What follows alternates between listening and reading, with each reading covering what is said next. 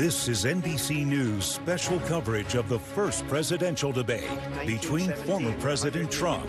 Look, we've had a terrible economy. And Vice President Kamala Harris. What we have done is clean up Donald Trump's mess. The two candidates meeting in person for the first time ever. So for everyone watching who remembers what January 6th was, I say we don't have to go back.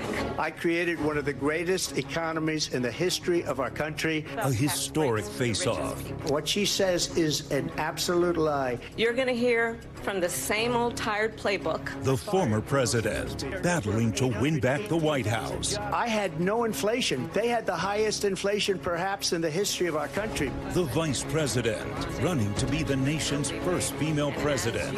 It's insulting to the women of America. Each arguing the other is unfit to lead the country. Donald Trump actually has no plan for you because he is more interested in defending himself than he is in looking out for you.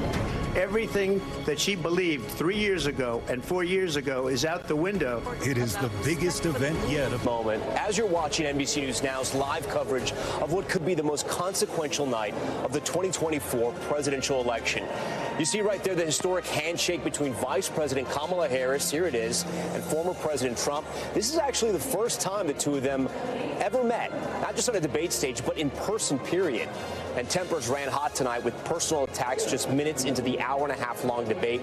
Both sides trying to play to their strengths, like Vice President Harris hammering Mr. Trump on reproductive rights, his defense of Supreme Court justices who overturned Roe v. Wade, and what she called lies about abortion.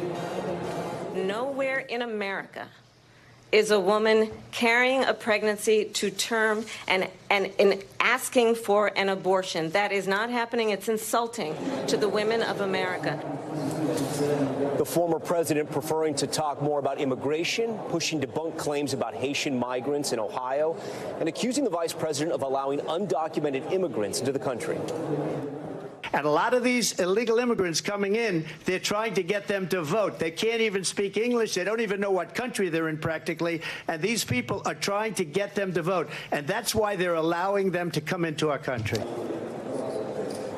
Fact-checking also becoming a big part of the night, with the moderators stepping in to correct the record repeatedly, including one instance when the former president refused to back down from the false claim that he won the 2020 election.